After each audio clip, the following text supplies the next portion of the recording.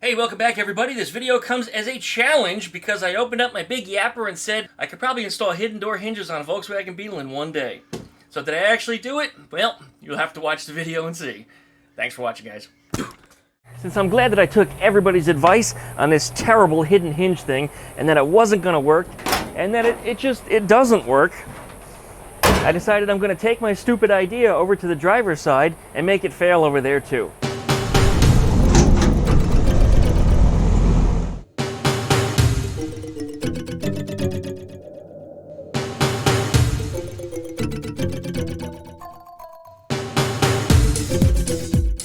Alright, first thing we need to do is go through this door with the hinges that doesn't work. Terrible, terrible idea. Wonder who thought of that. He must have been a real shithead. Alright, going up inside here. We want to look at the driver's side door and see where it comes up to on the A-pillar. Right up along here, we're going to draw a line.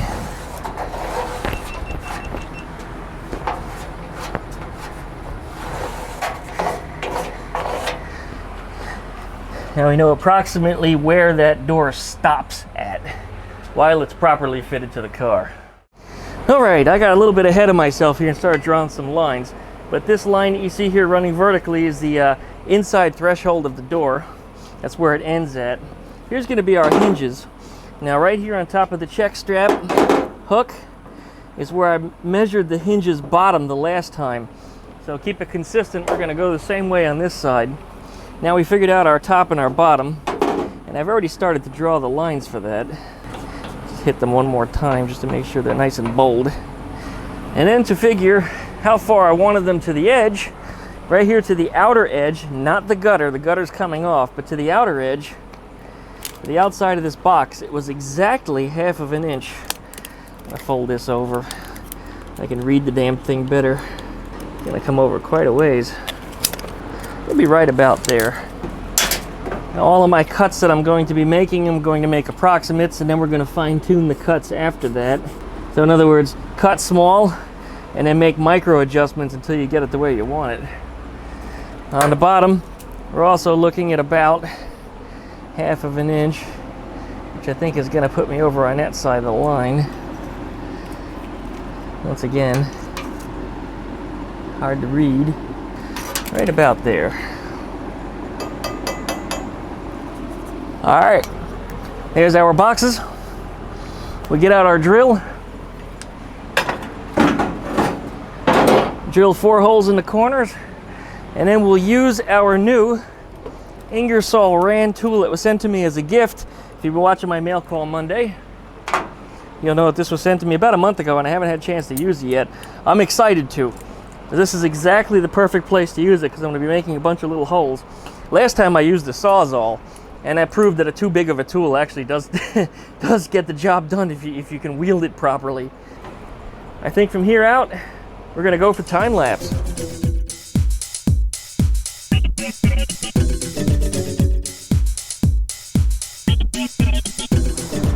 All right, time for the new tool.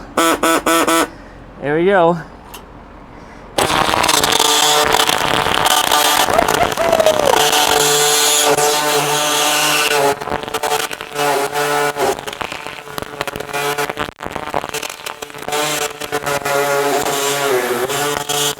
Oh my God, that cut really good. Oh yes.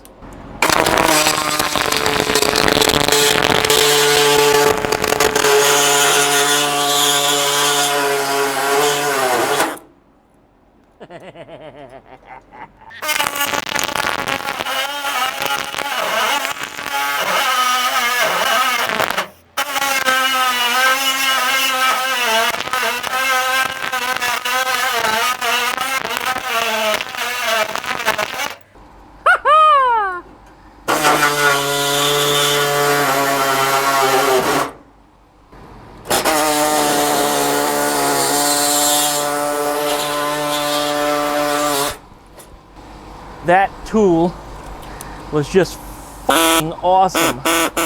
Oh, that got the job done real quick.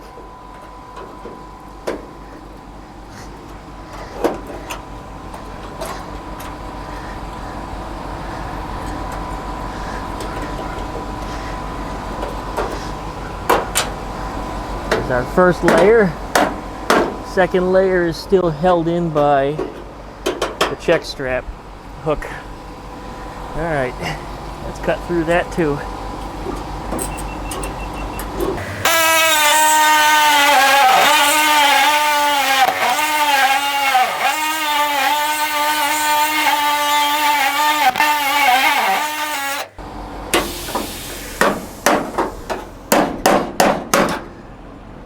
I don't know what's holding it. Oh, there's still a little piece down there.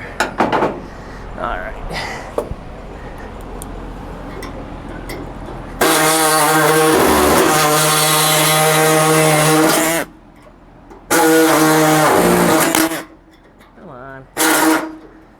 The blade just broke. Too abusive. Yeah, then I'm gonna need to change the blade.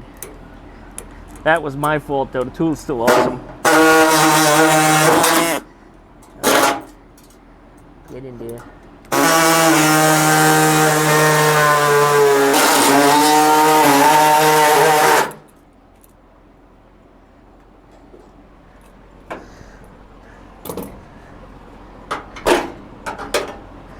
Oh, that was awesome. Yeah. If you're doing this kind of job, there's no doubt about it, this is the tool to have. I'll put links down in the video description. Yeah, must have. I don't know about its longevity though, but it certainly got a lot more power than the Harbor Freight one was that I had, that I think I destroyed about 3 of them. After only using them a couple days. Even though I lubed them, they didn't last. This one is just, yeah, everything about it has just seemed better. Even though it looks like the same physical dimensions, size, shape, design. It's kind of bit of different handle, but I mean all this stuff looks the same. But still, just the power, it's just everything about this tool is just so much better than the other one.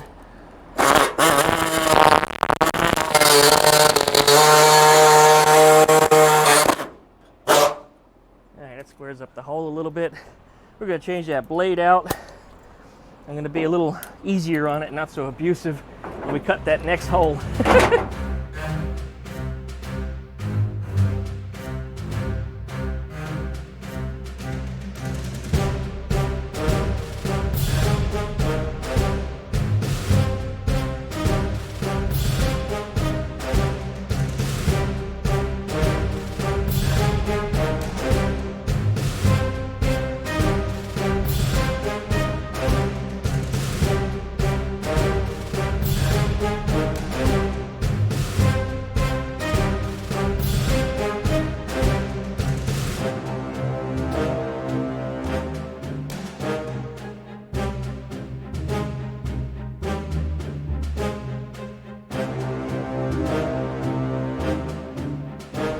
A little note on the door check strap hook. Some people said on the other side, yeah, you should keep it. The reason why I can't is because the stock door used to open like this. So you see how it kind of comes out? But with the new hinges, the door kind of opens like this, and you can't slide sideways on a peg. Ask your girlfriend. So anyways, yeah, that's going to be a little bit of an issue, so this is just going to have to come off. If I am going to use check straps, I'm going to have to figure out a alternative method, because yeah, that's just not going to work out. All right, let's keep on trimming here and get this sucker put in. I still need to cut the hook using a new blade.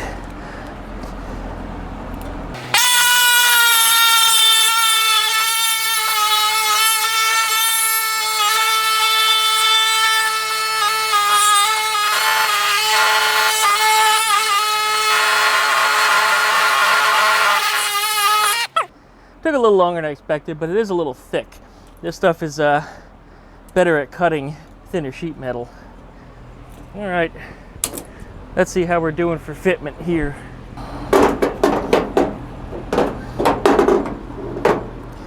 Well, not too bad. We got 3 sides fitting in there. Still have to do some more trimming over here on the left. And of course, I still have to cut the bottom hole. In fact, you know what? Now that I'm trying to twist it a little bit, it's not twisting in that hole. So yeah, it's not exactly square, but that's all right. That's not a big deal. We'll get down to the bottom and cut that box out yet. But yeah, All right, we're getting somewhere, and quickly. This tool is just freaking awesome. All right, down the bottom we go.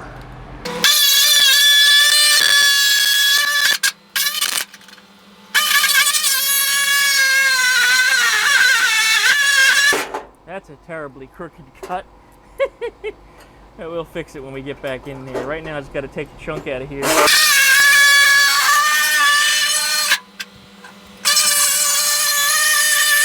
There we go. There's my magnet. Oh, magnet's not where I expected it to be. Even though I was using it a little while ago. Oh, okay. Oh, is that it? Yeah, okay, it was here all along, I just couldn't see it.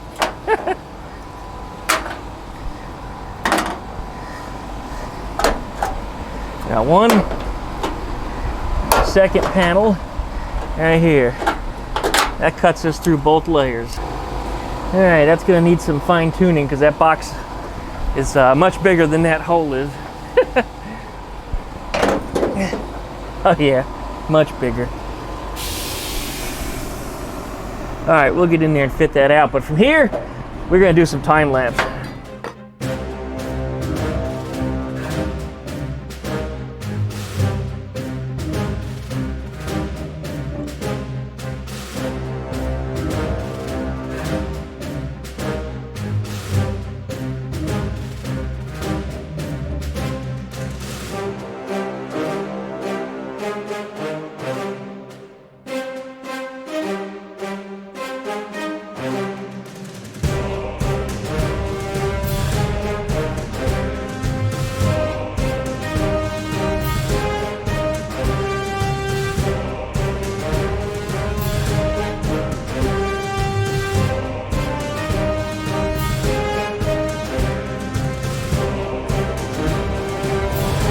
Well, hell, that was a lot easier than it was the last time. It took me only about 10 or 15 minutes instead of about 2 hours-ish. And I didn't butcher the crap out of the pillar. You can see there's actually a nice snug fit almost the whole way around. There's a little gap over here, but at least it's not big enough I can get my thumb in it. That was just, yeah, that was huge. Huge, that was huge. That was huge.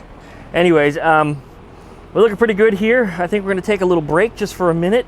Only because all these squats that I've been doing, a good 100 squats again today, are gonna make me a little bit sore, and I think I just might stop and have a little bit of a beverage. It is still summer here in Florida, although it's a nice summer day. Low humidity, probably only in the mid 80s. I got the fan on and I'm standing in a nice shady tent. Beautiful, beautiful day. Well, let's take a break and we'll be back right after we fire up this intro. Hey, welcome back to DuckmanCycles and VW Garage. I'm your host, the Duckman. We're back today with my 1956 Beetle, also known as Eleanor, and these hinges that you see here, which, well, you no longer see them, that's the key. Yeah, the hinges are no longer able to be seen. I got to make a little piece of patch that covers these little holes where the hinges used to be. That's all that's left to do on this door. But yeah, the door opens and closes highly successfully. It worked out great, no matter how many people told me just how awful of an idea it was and how terribly it's going to work. Everything is just going to be, not going to work. Bad idea, wasting my time. Anyway, we had huge success finishing up on this side here. So I'm going over to the driver's side and trying to do the same thing. Things are coming together pretty well. You probably saw from the cold open of this video that I put the hinge pack into the A-pillar using my Ingersoll Rand body saw. And that body saw, that thing is good. That thing is really good. It has power. It actually has power that the Harbor Freight ones that I had in the past did not. I mean, Harbor Freight ones cut, don't get me wrong, they worked. But after doing a job like this, just throw it away. Just throw it away. I mean, your $12, I think I might have even got them for under $10 with a 20% off coupon.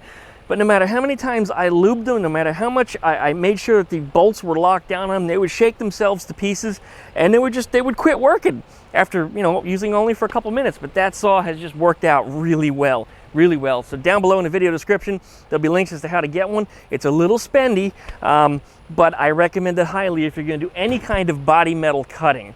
that thing worked out really nice, and it's a lot cheaper than a plasma cutter. So if you need something like that, maybe you should look into one. Anyways, as always, you guys, if you want to check me out on my other social media links, check out duckshit.net or duckshit.net/stores so you can see all my different merch. That's right, we're selling a whole bunch of different DuckmanCycles logoed t-shirts and hats and bags and all kinds of silly stuff like that. So if you're into supporting this channel, you're into supporting what I do, and you'd like to wear my colors, you know, please do. Some of the first pictures already started showing up on Instagram of people with my merch, and over there in the UK is actually the first one that fired up. Not here in the States, but over in the UK, and I think that's pretty cool. I ordered some new merch from the new company, and it actually arrived on the same day as the company that I used to do the merch through, which I ordered from 9 days previous. So the new company ships a whole lot faster. So for those of you that are interested in merch and you held out, it's certainly a good time to buy right now. You hop right on in there.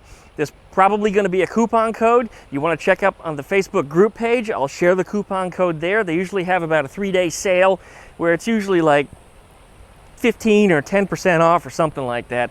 So you always want to check over on the Facebook group page. Even if you're not a member, if you just look, you'll be able to see the post where it's at. And I recommend that you do look so that way you can interact. We'd love to see a picture of you wearing it. And if you wear it in one of the videos this summer, sometime this summer, talk about it, wear my shirt, talk about it, talk about my YouTube channel, and I'll make sure you get a free sticker sent out to you. You know, my appreciation. So thanks guys for watching, really appreciate you. Let's go ahead and roll this intro, and we'll be back right after that. Blue.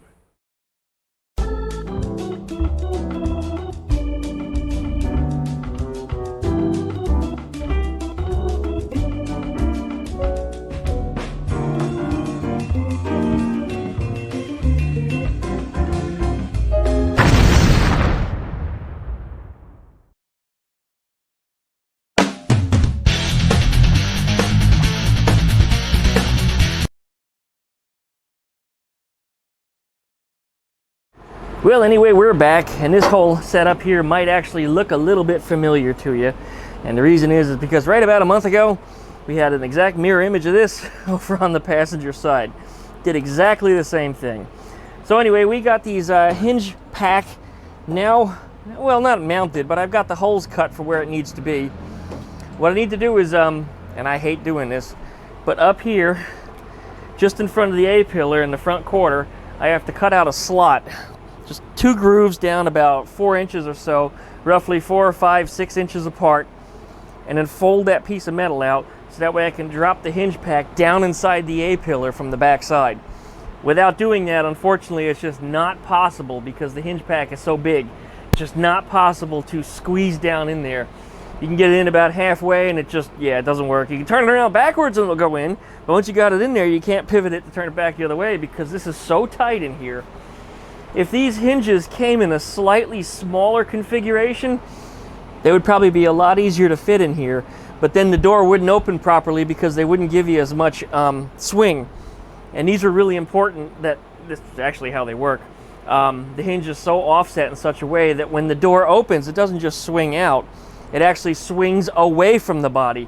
And the further you open it, the further that door gets away from the body. So it worked out pretty good.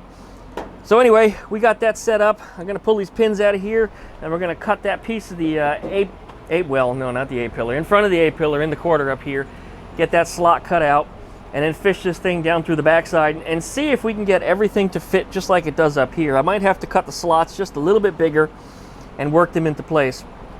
Something else I did notice also is the layers of metal inside of here are set up differently than they were on the other side. The other side, there was a lot more voids. On this side, the reinforcing steel that's behind the A-pillar outer is actually right up against it. So welding this together around here is going to be easy. Up on the top side, there's a bit of a gap because that's where the hinge goes, of course. And on the bottom down here, there's a gap. That's the way it was. But around this side and this side, they're actually touching. So that's going to be really, really easy to weld this back in. I could do most of the welds from up underneath the hood.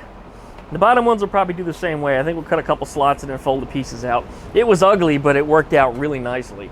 So we're probably going to stick to that idea. All right, let's get to it, guys. All right, I hate doing this part. Yeah, not proud of this, but you got to do it. No other way.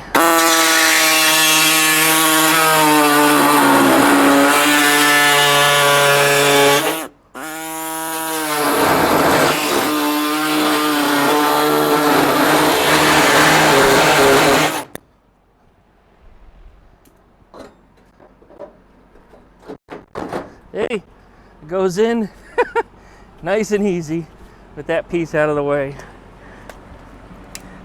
But wow, I hated doing that.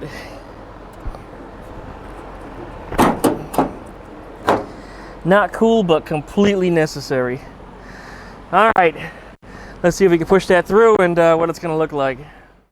All right, see if we can get it to come through.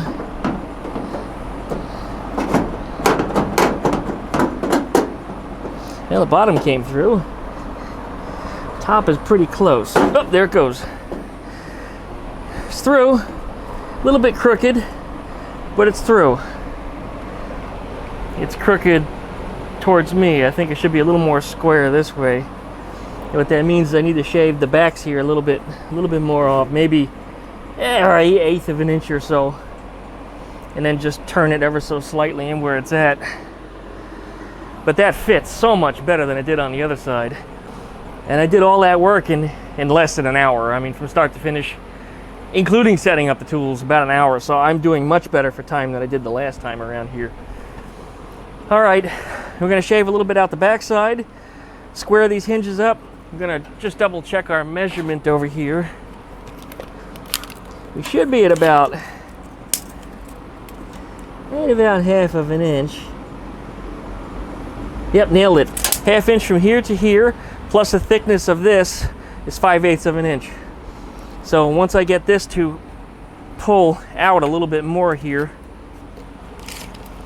I believe these are 2 3/4 in depth, so yeah, it definitely needs to come out a little bit more. I need to shave back here and then push the whole thing forward. Is it getting hung up on anything? It doesn't appear so. Let me try to just wallop it from the backside a little bit with a hammer here, see if it moves at all.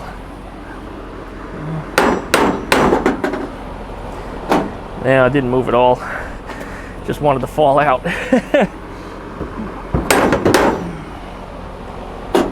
Okay, definitely need to make a couple little adjustments, but it's small adjustments at this point. A little choppy right along this line here and along this line here. It might even just be the top, but you know what? We'll cut one starting on the top, because looking in here, it looked like it was pretty tight of a fit. See how it comes out, and if I then have to, then I'll cut the bottom, but we'll start up here first.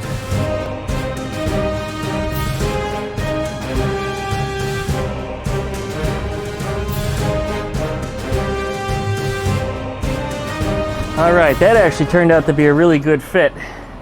It's actually snug in there too. Not like the other side where it was sloppy and bouncing all around and I had to hold it in place while I tacked it in. But that, I actually trust it. I think it's gonna work. The bottom looks like it's gonna be good too.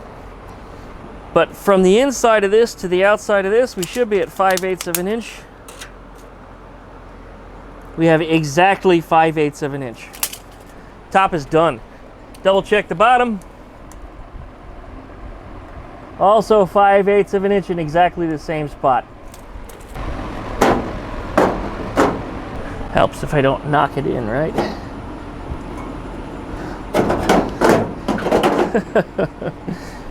Well, I think we're in pretty good shape. We should probably start tacking it into place. I think that took me a day to get that set up right the first time. And being that I know my approximate measurements now, I think we're pretty good off. All right, I'm gonna pull this out. I'm gonna polish it off a little bit in the places where we're gonna put some welds. All the way around here too. So that way we have some nice bare metal, not trying to weld through any paint. And we'll start tacking this thing in. Oh, I just realized something. Before I can get to that, I actually have to check the alignment of the hinge, because the pinholes on it are actually out of alignment. I get that straight, because this thing might not ever be coming back out if I get it right. All right, having trouble knocking this out of here. Let's see here. Maybe I can give it one of these.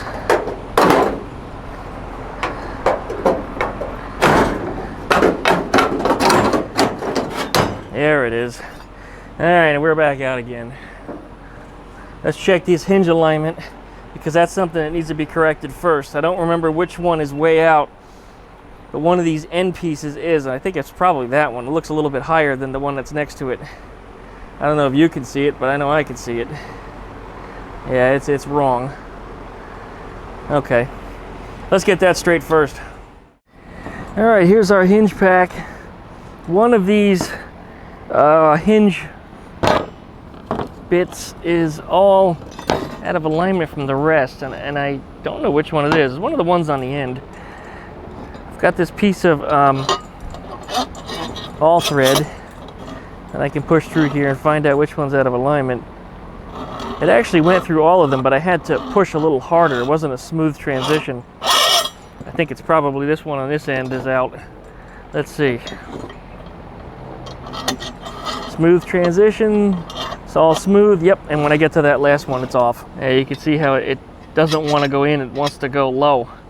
So what I'll have to do is I'll have to cut this little ringlet off of here and then set it down a few millimeters deeper so that way it has a straight through pass. Now I can push it through all the way if I force it. It requires more force than it should. It should be a smooth transition type of thing. But yeah, that one is definitely way out. It's not as bad as it was on the other side, though. The other side was also out of alignment, but yeah, I can fix that. It's simply just welded in on one side right here, angle grind it off, and we'll get it resituated.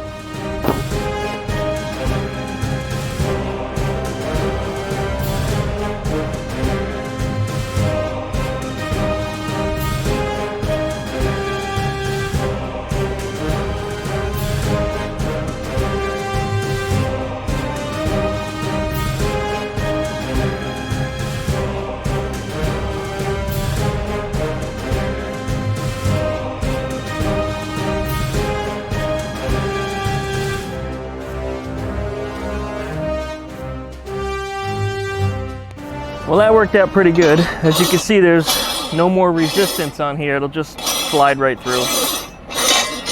Then I also made sure that this pin goes in here cleanly. And it does, and it'll spin free. And even with the hinge in place, everything seems to fit together okay. So that resolves my hinges being out of alignment problem.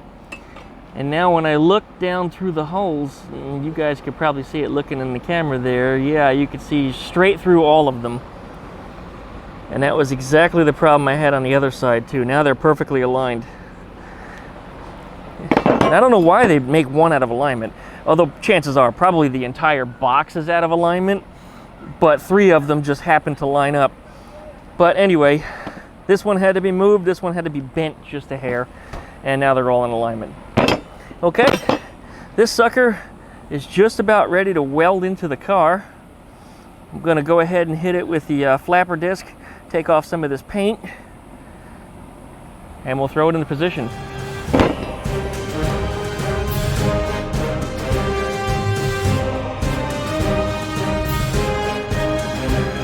All set up nicely, everything's in alignment, it's all sanded down and ready to be welded into place.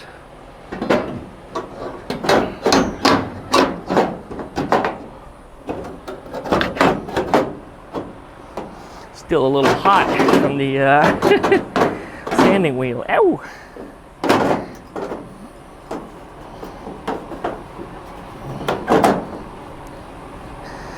All right, there it is, right about how we want it. Now, just like last time, we're just going to tack it into place and we're going to get it started. And then when I think everything is going to be okay, what we're going to do is we're going to put the hinges in place, slap the door on, and come inside on the door and hit it with a Sharpie where the hinges are going to be, so we know where to cut our hinge pockets. What the hell is that? So we know where to cut our hinge pockets in the door, because that's rather critical, otherwise the hinges are not going to mount. Okay. Well, that turned out rather good. Yeah.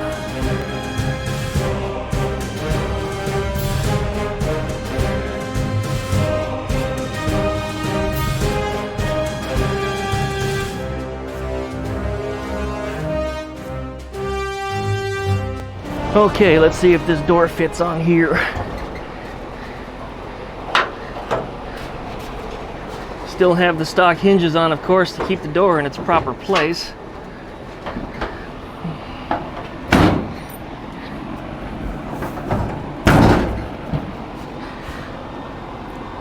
Those hinges probably needed to be trimmed a little bit before I put the door on. But it's in place. It's kind of wedged in there. That's good enough. We're going to get on the inside with a Sharpie, make some marks. All right, that door is very obviously not in its place because I should have trimmed these before I put the door on. But at least now I can see where my marks are that I have to align so I can install the hinge pockets, the receiver pockets. I'm going to go in something like that. That's what we did on the passenger side too. The passenger side's right behind me. Ta-da! Here it is. That's how that turned out.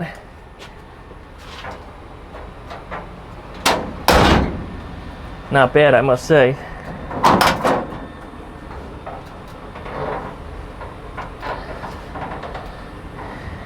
Yep. Talk about solid, talk about strong. I have no complaints here about that at all. And even the up and down motion, there's like none. In fact, if I lift it, the whole car goes up. Yeah, kind of got a weird angle to lift the car, but if I were on the outside, I could actually lift the car up by the door. That's how strong it is. So yeah, I'm quite happy with those. And we're going to do the same over there. Pop this door back off. Let's start making some cuts. All right, pull that door back off of there. All right, right here for sure, we need to trim off the excess. I'm going to be careful not to cut through my tacks, but this is now getting in the way for when I finally get that door on. So let's just go ahead and just cut it now so we don't have to worry about it later.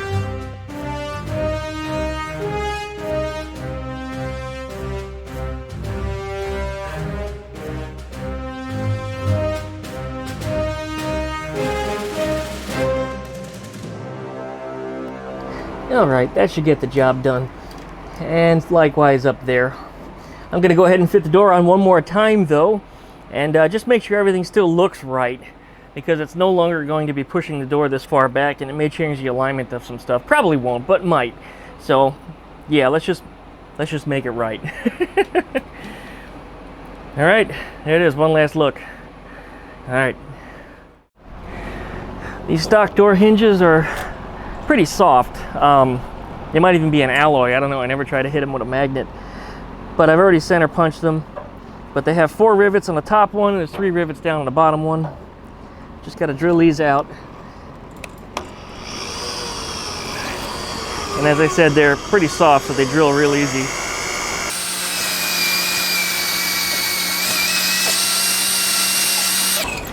I said drill easy, but there's a lot that you got to drill through.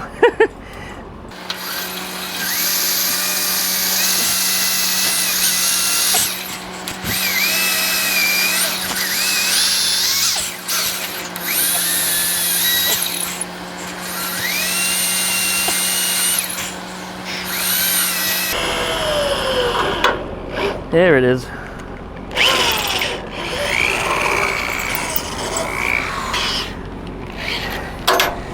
Then I'm going to move up a drill bit, a slightly larger size now that I have a pilot hole drilled.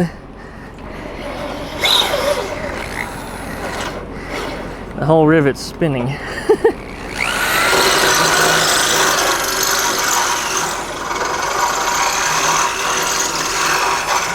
There it is. Rivet is out. It's probably hotter than hell. You want to do that on all the rest of them. Once you've got them all free, I might have to come around the back side and knock the little tits off the back. Usually you can just poke it with a screwdriver. Of all the ones I've replaced anyway. Pokey a screwdriver, and then the whole hinge slides outwards that way. The bottom hinge is a little bit different. This one doesn't have a straight edge on it. It actually has a right angle, a 90 degree in there. So when you get these all out, you have to pull it straight down and then kind of swing it out.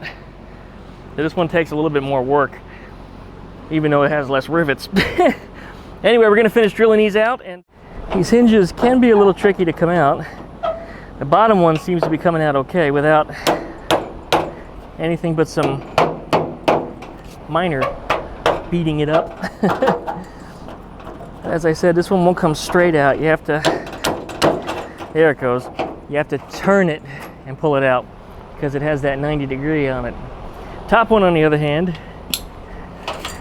this one is in here straight. And this one I've always had trouble taking out of every door.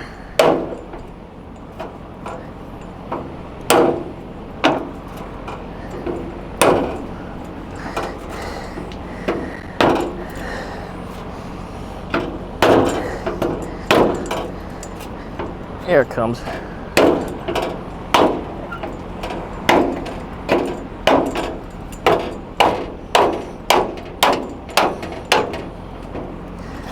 There it is. Out she goes. These are actually a good set of hinges. They have good pins in them. They're nice and tight. So I'm going to save these for rebuild or repair someday in the future. All right, first we're going to start with our upper pocket. You can see I already made a mark. This is going to go approximately right here. I only need 2 bolt holes, not 3. We're going to slice it off right around this line. And then I'm going to narrow it also. So I'll take a slice out of here, about 1/4 of an inch, weld it back together, cut out a box, or square I should say, and then just push this into it until I get it recessed to the approximate place that I need it to be. And then of course you weld everything together. All right, let's get this thing sawed through for starters.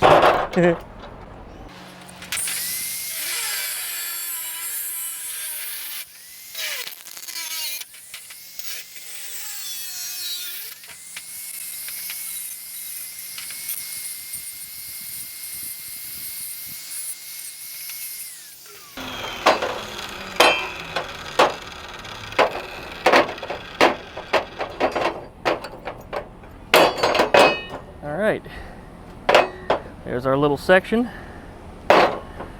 just like that. Alright, that's going to go into here. And as I said, I've got to narrow it. So, let's take us a straight enough edge, and we'll draw it right here. Whoop! And I'm just eyeballing this, but I'm thinking I have to take out about that much. That seems about right. This is a measurement I didn't take from the other side, but then again on the other side I also didn't measure it either. I freehanded it.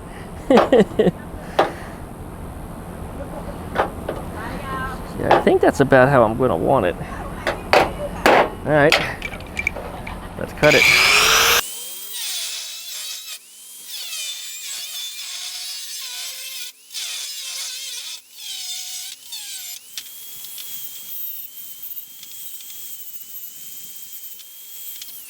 Pieces are starting to get just a little hot.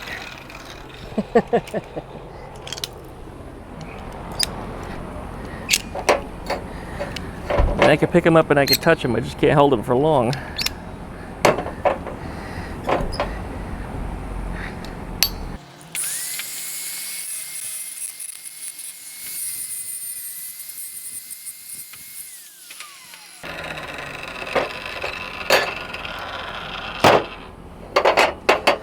Okay, and these 2 pieces are now going to go together just like this, and that should give me a box that's small enough to fit inside of here, and I think that's going to work out just lovely. Look at that, fantastic. All right, we're going to have to weld these together. There we go.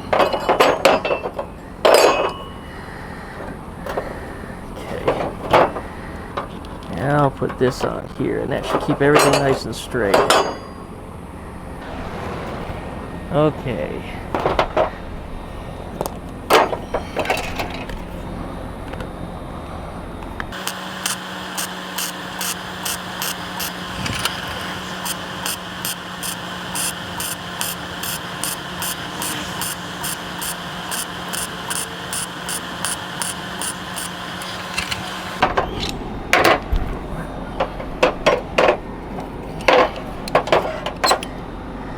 Well, that's looking pretty good. Got good penetration in there too, came through on the other side.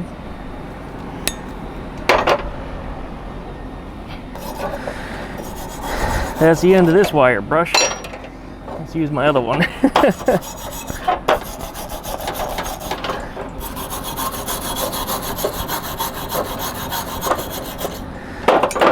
All right, we'll finish running along this seam here and get this thing closed up. But we'll be back in just a minute. All right, we've got our nice little box. This is going to get recessed inside the door. We also need to take our top hinge and figure out about how long it needs to be. Probably right about here. And I'll probably shave a little bit more off because this is where my door adjustability is. This is what will float inside this box. So I'll be shaving it down on all sides to make it a little bit smaller. So that way we can adjust it. All right, well, here we go. First, let's cut this thing down.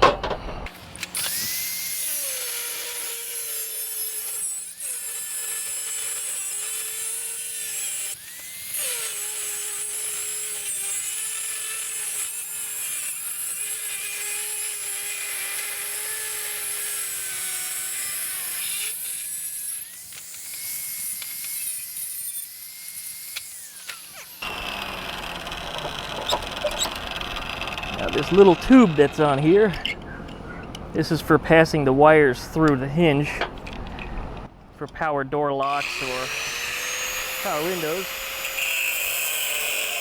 We're not going to use it for this piece. There it is.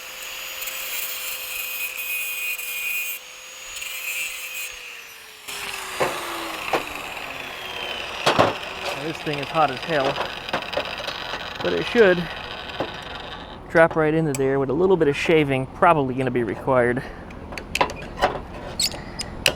Yeah, almost fits in there. Almost. No big deal. We'll cut that down a little bit and make it fit nicely. Alright, we've got one setup done at the top. Now we need to build one down below for the bottom two. But I'm going to take a break and I'm going to cut that damn lawn, because this grass hasn't been cut since forever. And I have the lawnmower out right over there, and I still keep having people come down the street and telling me, hey man, can I cut your lawn? No, I cut my own lawn. Piss off.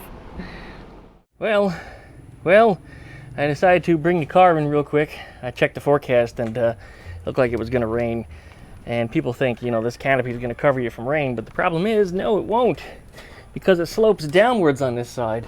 And no, I don't have it open all the way, but the rain will actually run off the side of it and onto the back of the car. It's not big enough to cover the car from rain, especially not if it gets windy. It's gonna just rain sideways anyway. If it was just a light drizzle or something and I was out here working welding, I mean, this would be ideal. But no, it's just not gonna cut it if it starts to rain. Well, we're still gonna mow that lawn anyway, and hopefully I get that done before any rain should start. Well, I ran out and cut the lawn, and I don't believe it, but the sun came back out. There's so much for rain. We actually got a really nice breeze out here too. It picked up and the temperature did drop a little bit, so since I got everything up underneath the cover here, I mean, if it starts to rain, we'll just keep working. I've got the car inside. I don't think it's gonna hurt anything if it does rain, so we'll just keep right on going. Where we left off at, and trying to remember. Oh yeah, we got this little box made, putting in here. We're gonna start creating the one for the other end over here. I can do that, or I can get this box mounted first, whichever, doesn't really matter.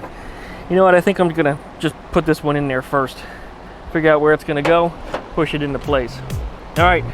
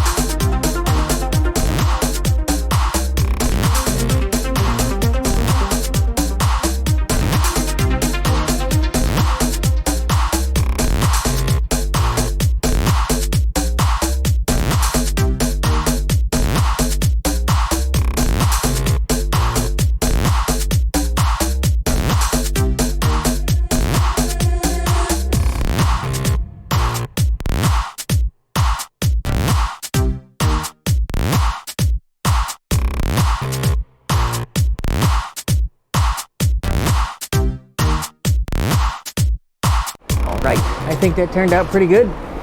Don't want to grind off too much more. It's nice and smooth up here in the parts that you're going to see. Up here in the pocket, which is actually the pocket for the seal. It's going to go in here, so whatever I don't grind perfectly, well, you're really not ever going to see anyway. But yeah, that worked out well. I didn't even have to hit it another time after I ground. I don't see any pinholes in it at all. What seems to be working better for me is that when I weld over it, once I'm done, I run over it again with a big heavy bead. And it gives me a little more work to grind it off, but at the same time, I don't have to go back and fill up any pinholes, so I've been happy with that. Well, we're done for the moment. I got a service call, so that means I got to run the hell out of here. Well, first I got to take a shower, then I got to run out of here.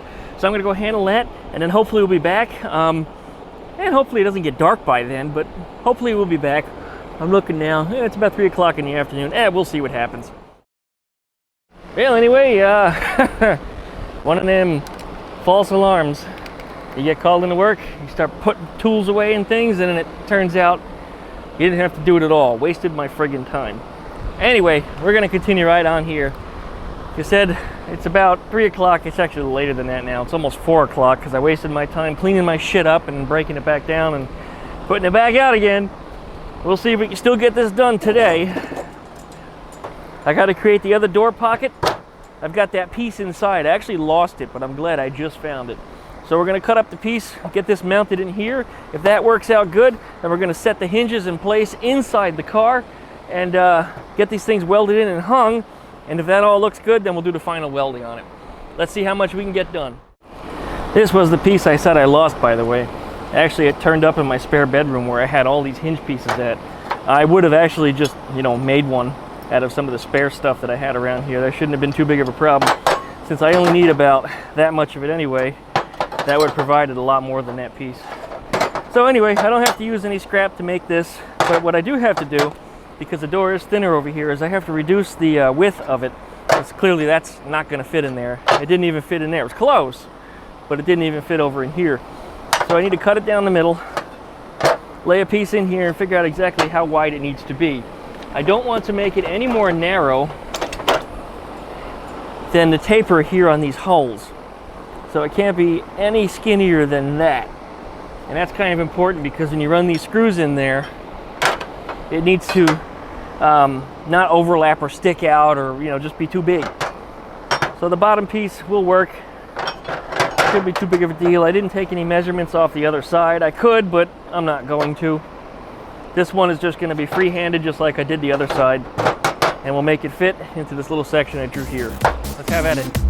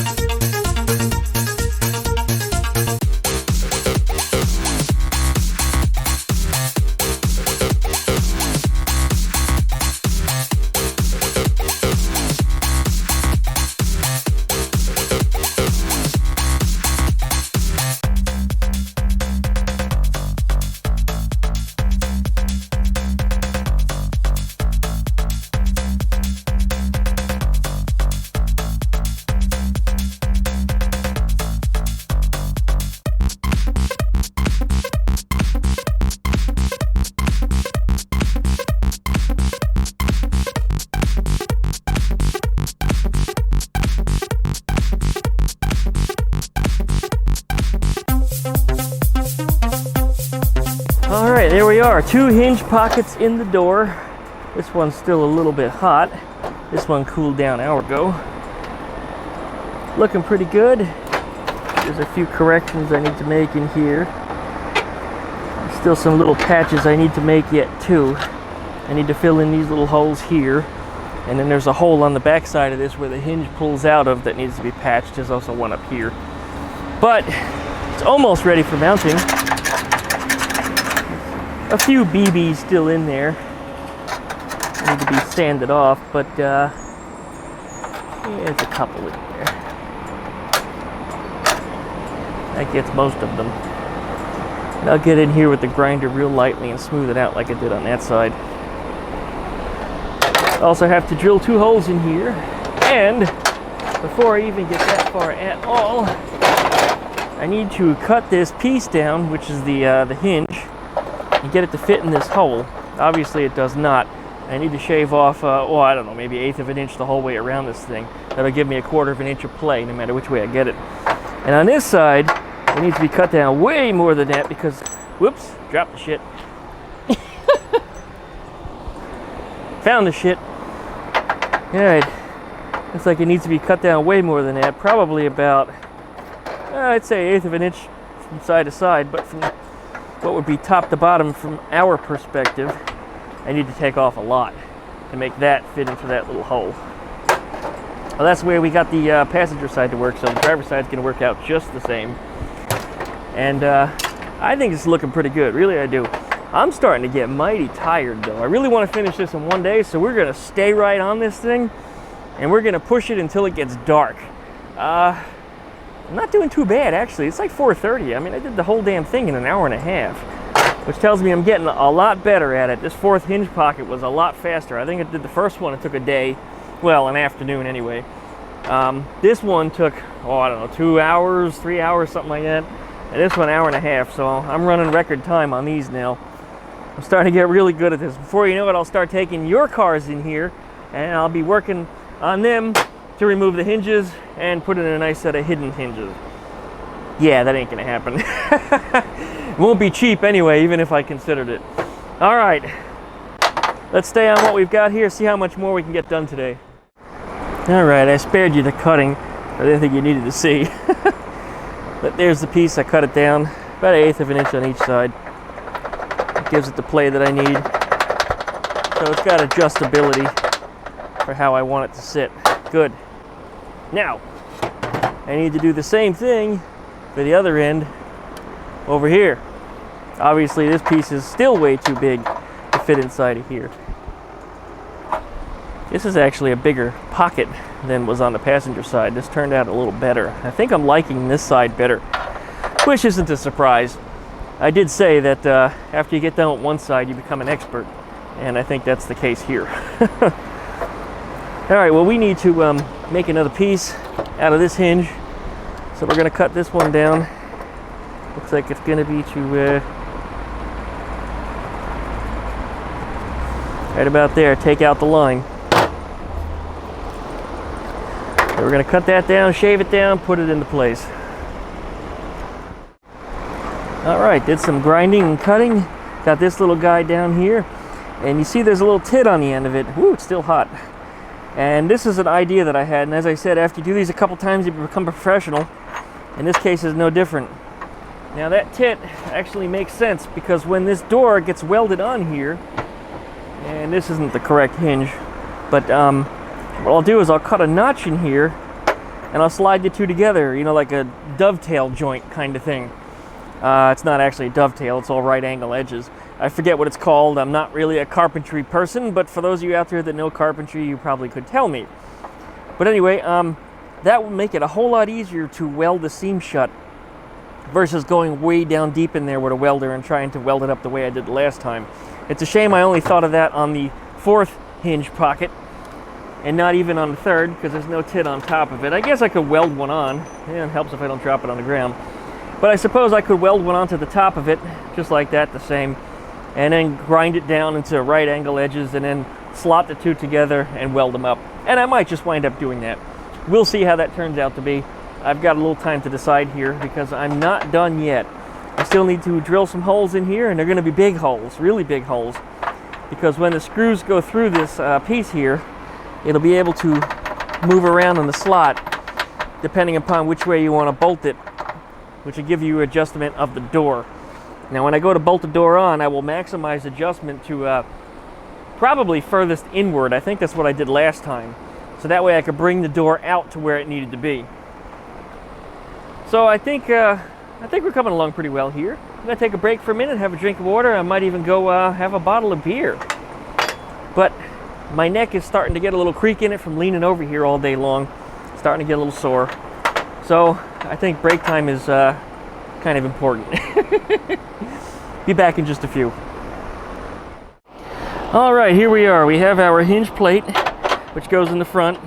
I've already widened out these holes, so that way when I put these screws through it, there'll be plenty of play once again, so this thing is absolutely adjustable. Helps if I don't drop it. This is the backing plate. It's going to go around the inside. So it'll go in here like this. This little guy will come around the other side.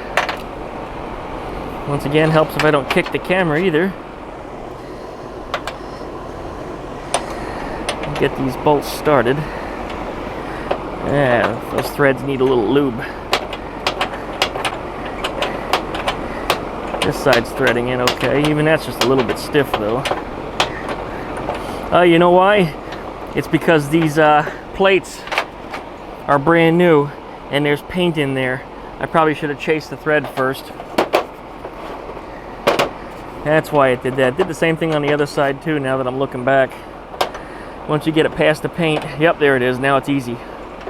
See, now it turns freely. Anyway, the idea here was, once again, that this plate is adjustable. It goes in all four directions. It'll also go in and out with a spacer behind it. So I'm going to throw a spacer in there to get this plate centered inside the pocket. So that way if Earl does need to adjust it, he can go any which way he needs to. There's going to be actual movement. Right now it's just, yeah, way too tight where it's at. But it gives you an idea as to what we got going on.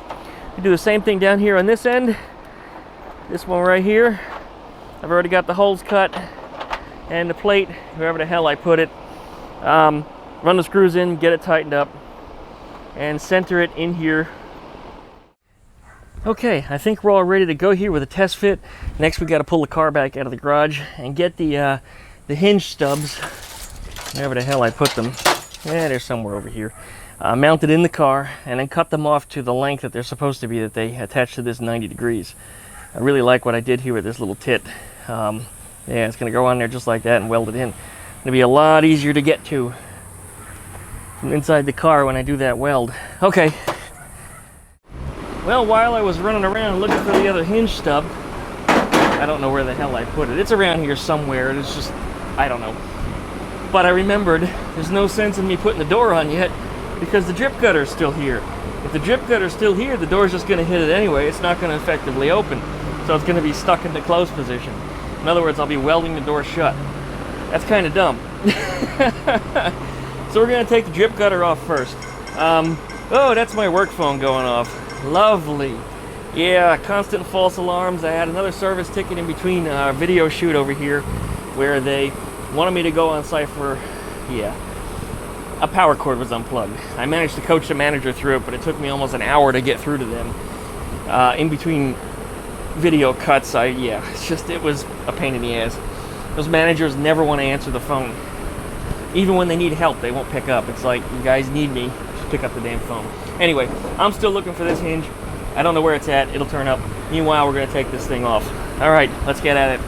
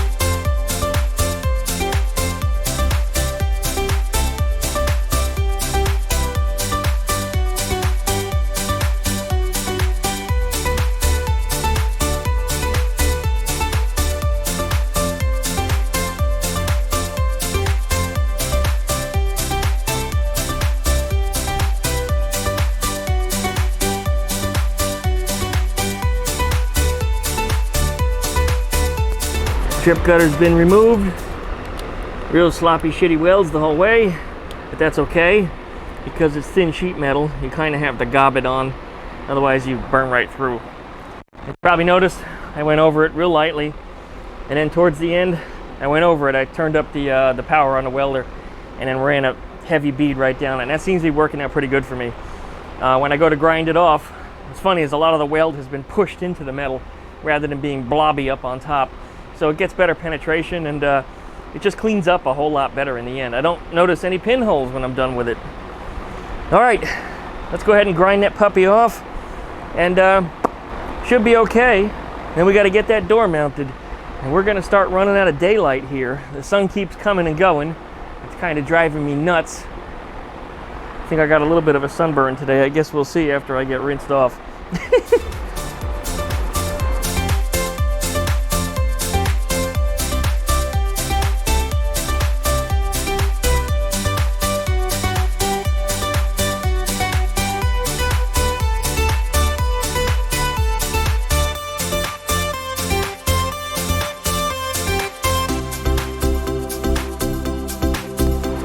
All right, that turned out good. I can see a lot of imperfections in the original stamping. This isn't all me. And I can see that there was a dent here, and that's why there's so much Bondo here from the previous owner. Black paint is me though. That was Rust-Oleum. I was coating everything in that way back when. Yep. Definitely a lot of fill on this panel, especially up on the top. That was just an enormous dent right here. I don't know what happened to this front end. It was definitely crashed. I don't know how badly buckled, twisted up, and mangled it is. Earl is going to get to see when he actually runs the mud hog over this stuff and knocks all the Bondo off before he starts doing the final prep and paint. But that worked out well. That worked out quite well. We're ready to throw that door on, but I still haven't found the other hinge stub. I've only got one. So I'm going to have a look around. Hopefully I find it before it gets dark. If it doesn't, well, this is actually going to turn into a 2-day video. I was hoping for it to be 1 day, but maybe it won't. We'll see what happens. Well, I have no idea where my other hinge stub is. I really have no idea. But I kind of stopped caring. You know, big old blue cup. A friend of mine, Lunatic, says he's got the original blue cup up on YouTube. And he might be right. He might be one of the first people that drank his beverage from a blue cup and called it a blue cup. I'm not a copycat, though. This cup actually goes way back beyond that. I'm going to answer that, the origins of my blue cup, in a Q&A video coming up sometime soon. You guys are probably going to want to watch that because this cup has quite a history. And if you knew what it was used for, you guys would probably never be drinking from it. But I'm the motherfucking duck man. And that's all I have to say about that. Alright, so we're getting a little minor slowdown again today. I got called into work again for a job that's an 8-hour round trip. Probably going to take me about 30 minutes to an hour when I arrive on site. And it's already almost 7 o'clock. And I'm off at midnight. You do the math. That doesn't work out. Anyway, I found the lower hinge stub. It was actually underneath the pan in the garage. How the hell it got there, I don't know. I remember seeing it there, but yeah, I've been searching for it for the last hour, and for some reason I just didn't see it. But yep, there they are. Okay, we're getting into a little progress here. Let's see how much of this we can get done before it gets dark, because it's gonna start getting dark quickly and very, very soon. Got our hinge pins right here. There they are. Drop these pins into place.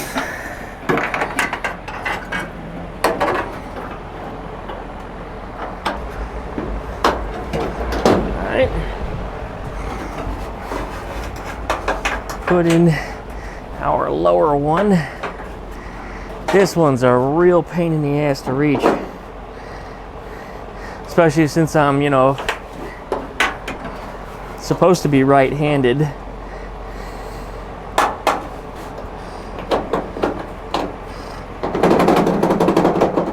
There it is. All right, we now have effectively working hinges.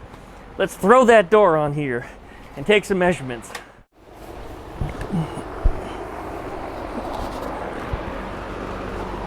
Okay.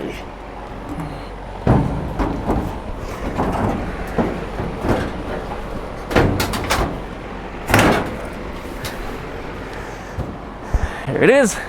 Let's go around the inside, get in there with a Sharpie, and we'll draw our line where we got to cut them hinge stubs at. All right, our first line is gonna be right about here. I think I'm cutting out a little short, so I'll just cut on the left side of that line a little bit. And down here to the bottom one. Bottom one I can see much more clearly. We make the line right here, we'll cut right on that line. Okay, I think that'll get us. Let's pull the door back off, do a little choppy to these hinges, and we're gonna get somewhere. Oh yeah. A lot of people have said to me, hey Duckman, when you do these cuts you gotta wear gloves. And I agree. If you're not the Duckman, you gotta wear gloves. But in my case, when you're cutting this way, if it slips, the hinge is gonna go that way. It's not gonna come back at me. And if the disc explodes, it's not gonna hit me in the face because my face isn't in alignment with it. It's way off to the side. So no, I don't need a mask, and technically, no, I really don't need gloves. I do worry a little bit about the vibration, but from a cutting disc, I've never had an issue. It's the grinding disc that causes a lot of the jarring.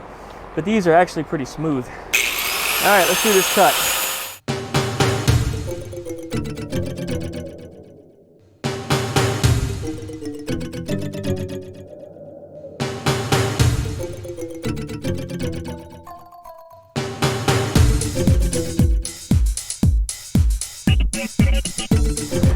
Well, a couple things.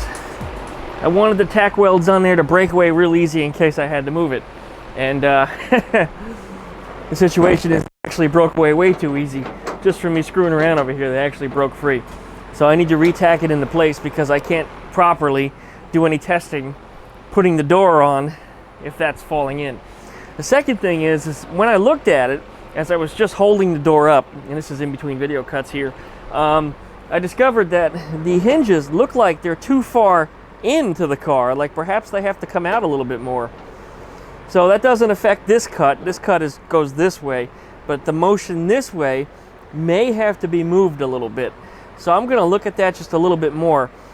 But when I put the door onto the car and I look, just these things are too far in, way further than they are on the passenger side. So something just doesn't look right. I'm not quite getting it. I'm not quite understanding what I'm not seeing. But I'm going to get it.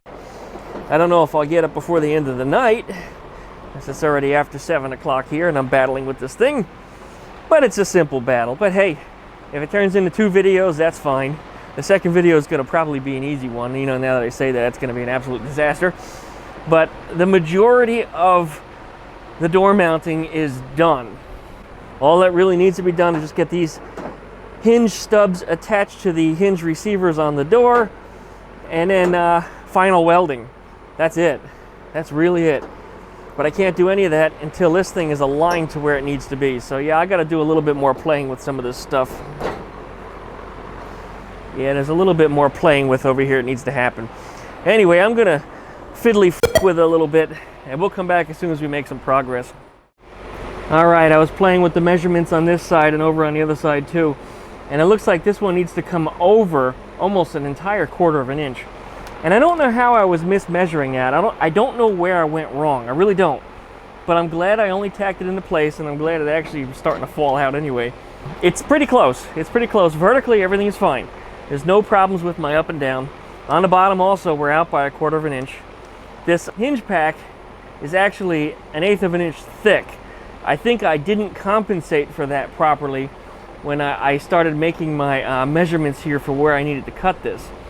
There's not a whole lot more space that I have to be able to bury this hinge into here before it starts hitting the inside of the quarter panel. So I'm going to have to make sure that I get this and I get it right, but again, it's just metal. You can grow it. The daylight has defeated me! Fuck you! All right, well, we're back, and I don't even have my fancy microphone hooked up today because I just don't feel like it. After yesterday and having dealt with this thing and trying to get this car put together and how much it's just outright exhausted me, today I'm going to hurry through it as best I can. That means you're going to start hearing airplanes flying over like that one up there, and you're also going to hear this storm that's rolling in here, which, by the way, I think is going that way, away from us, and behind me over this way there's nothing.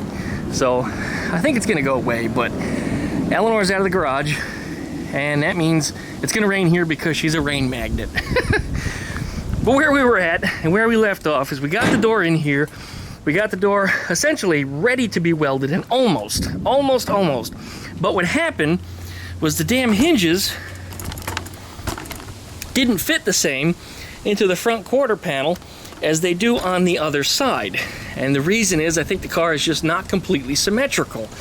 And it probably never was that way from the factory. These things were not designed using a computer with 3D models, stamped by computers, built by robots. No, all this stuff was all, it was all hand-dyed. Sure, they had machines to mass produce and replicate later, but the original designs were all human-made. So anyways, the hinge pack just didn't fit into the quarter the same way. And I need to get the hinge pack closer to the outside, just a little bit.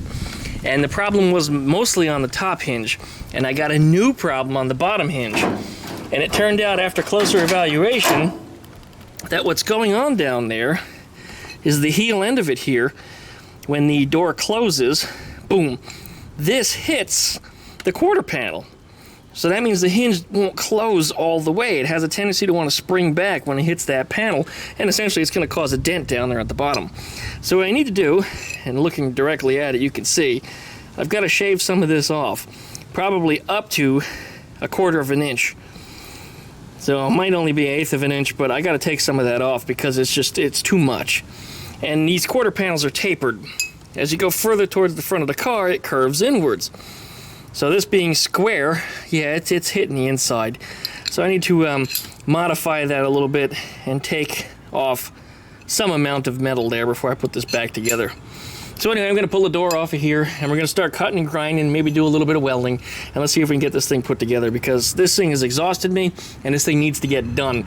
I have, I don't know, maybe about a week or two until it's going to go see Earl, and I don't know, we'll see what happens. All right, let's get at it. Alright, as you can see, no longer squared.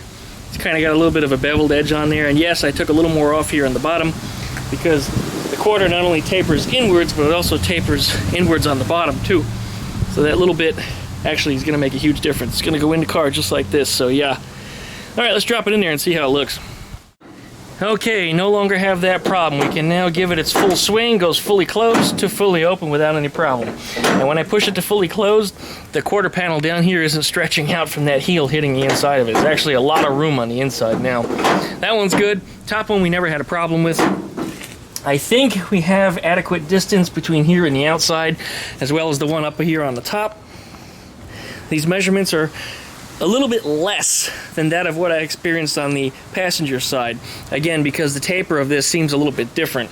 It's also, as I can see looking at it here, there's also some dents in it. Now, I don't know if this is something to do with the crash that this was in, because this front end was crashed. It may have a lot to do with why this isn't symmetrical, but yeah, there's a dent here, and this was filled with a lot of Bondo, and that was not done by me. That was previous owner kind of stuff. Anyway, it's Earl will fill that up with the Kevlar stuff that he used. I forget what it's called, but he'll take care of that. He will smooth this right over, and it should look real good when it's done. Okay, let's go ahead and throw that door back on there and see what she looks like. All right, here we go. Take this door, put it right back on. There it is. Okay, at the bottom, we are flush good. At the top, it's sticking out a bit. Quite a bit. Wow. Maybe about 1/2 inch. Okay, that hinge does not need to be moved anymore. I just felt a raindrop on my neck. I think what needs to be done is I need to come on the inside and... Nice choice of words.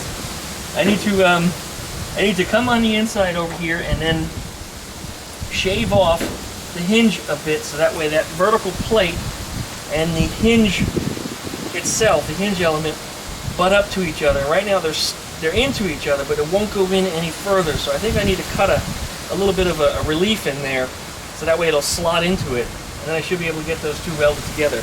But it's starting to sprinkle. Let's go ahead and push this car inside because I have a feeling we're about to get rained on, which means we're going to have to finish this another time. All right, looks like I got her in time. It's pouring over there, you know, just a few houses away. Over here, it's starting to rain now. You see the Z is all wet. And I got Eleanor in the garage just in time.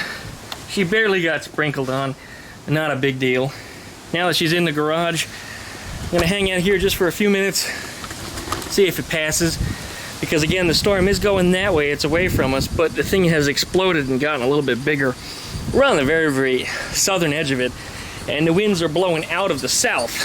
So it's going towards the low pressure storm, of course, you know how they work. And well, we'll see what happens. That's it. In fact, I'm already seeing it starting to fizzle out.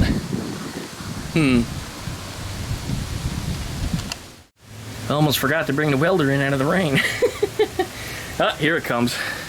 There it comes. Okay. I did the right thing. I did the right thing. My fan is out, but that'll be fine. That's not going to hurt anything. I guess we'll just start packing some stuff up in the garage. I'm going to see Ranchero 302 me tonight. I guess I'm just going to show up at his house a little early to his party, which I never get to because I'm always friggin' working. Alright, well, we'll be back once again tomorrow. Hopefully it stops raining. Alright, aside from the weather giving me such a hard time in getting this door mounted, I actually, and this is so funny, I'm laying in bed and I remembered something critical that I did on the other side that I just didn't take measurements of when I did the work. And I don't know why I forgot it. But we'll get into that in just a second. Let me pull that door off and we'll show you where I made the mistake.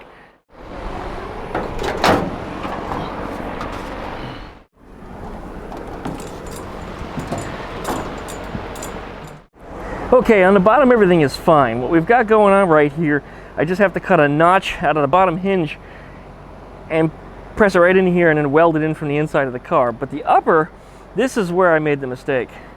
Now, as you probably can tell, that these two are not square to each other. They're on a different line because the door is bowed. So this, with the hinge plate that tries to go into it straight, it hits it on the outside because this is way too tall. It actually has to take a cut out of it. So I have to take a triangular shaped scallop out of it to make sure that the hinge properly applies itself into place here. So what I need to do is take a measurement on the door, how far the door sticks out. And that's going to measure how deep that cut has to be into this plate, so that way I can get that two pieces mounted together. And this is not a really hard thing to do, it's just something that I forgot. So we're going to pull this out right now and we'll get that thing straightened out, and I think after that we're going to be good. I really do. So anyway, let's tear this thing up. Alright, here's the hinge in the door, and here's that hinge plate that I cut that slot out of, that scallop as I was calling it. If I put this on here, you'll notice this line, which I drew tracing the door, now kind of follows that hinge, or the hinge follows the line. That was my problem, and I think this is the reason why I couldn't get the door properly aligned or pressed into place properly. You see, that's a pretty big distance there, up to half of an inch, that it was out of whack. Anyway, I think that'll solve it. So let's bolt this up to the door, try putting the door back on, and see what happens. Alright, we've got that piece cut out. Let's see how it mates up with the door.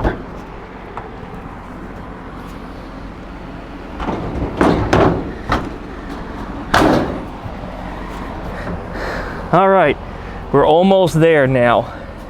This is really close. Really close. I might have to take off just a little bit more. Almost none. Yeah, almost none at all. That is damn close. You know what? The door does have some adjustability in it where I can loosen the screws and push it in a little further. And I might be able just to stop right where it's at. Let me put a clamp on it to hold it in place, and let me go look from the inside and see what I think. Okay, I think we're good. I really do. I'm gonna pull that plate off and just shave a few more millimeters off of it just because, and we'll go with it from there. But otherwise, I think it's pretty good. This door is at a wrong angle because the clamp is pulling it forward, but it's gonna go back a little bit.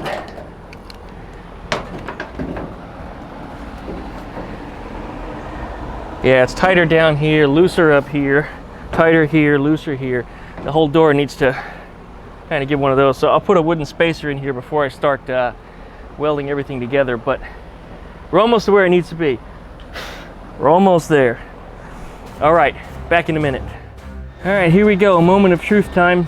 I went up inside of here and got the hinges tacked in. I got a little ahead of myself, but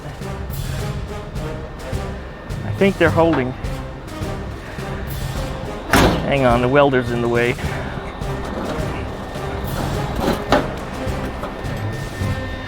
Okay, let's try it again.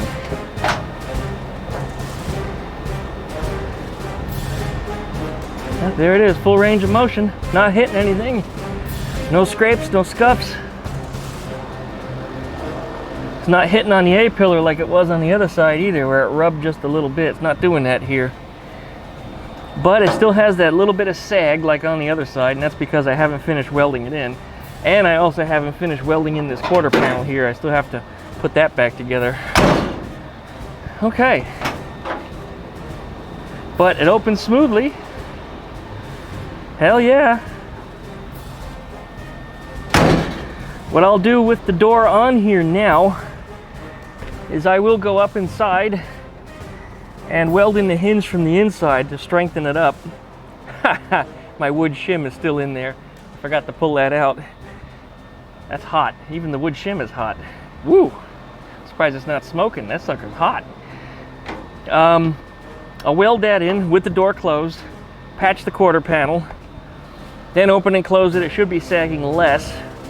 And then if all looks good, what we'll do is then we'll take the door back off its hinges, finish patching it around, and put everything back together. And I think we just might be done. Here's hoping. But that is just a huge step in the right direction.